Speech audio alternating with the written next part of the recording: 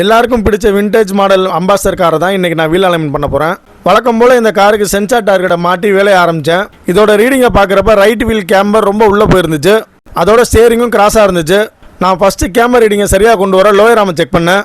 அதில் வாசர் எதுவும் இல்லை. வாசர் இருந்தால் அதை வெளியே எடுத்தால் கேமரா ரீடிங் சரியாயிடும். பட் அங்கே வாசர் இல்லை. இந்த சிச்சுவேஷனில் கேமரா ரீடிங் சரியாக கொண்டு வர வீல் அப்பில் உள்ள 4 போல்ட்டை தான் லூஸ் பண்ணி அங்கே வாசர் வைக்கலாம்னு முடிவு பண்ணி 18-19 ரிங்ஸ் எடுத்து லூஸ் பண்ணேன். எல்லா போல்ட்டையும் லூஸ் பண்ணி முடித்ததும் ரீடிங் -2 டிகிரிக்கு மேலே இருந்துச்சு.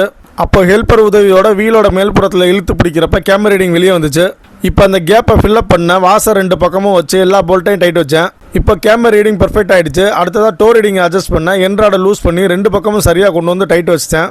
இப்போ கிராஸாக இருந்த ஸ்டேரிங்கை கலட்ட ஸ்டேரிங் கவருக்கு கீழே உள்ள ஸ்க்ரூவை லூஸ் பண்ணி ஸ்டேரிங் கவரை கலட்டினேன். பிறகு ஸ்டேரிங் நடுவில் உள்ள நட்டை லூஸ் பண்ணி ஸ்டேரிங்கை சரியான பொசிஷனில் வச்சு மாட்டினேன். அடுத்த ஸ்டேரிங் கவரையும் மாட்டி ஸ்க்ரூவை போட்டு லாக் பண்ணிட்டேன். இப்போ ஸ்டேரிங்கை ஷேக் பண்ணி சென்டர் பண்ணும்போது ரீடிங் எல்லாம் கரெக்டாக இருந்துச்சு. அதோட ஸ்டேரிங்கும் சரியாக இருந்துச்சு. ஓகே ஃப்ரெண்ட்ஸ், இந்த வீடியோ பிடிச்சிருந்தா ஒரு லைக் போடுங்க. நம்ம சேனலை மறக்காமல் சப்ஸ்கிரைப் பண்ணுங்கள்.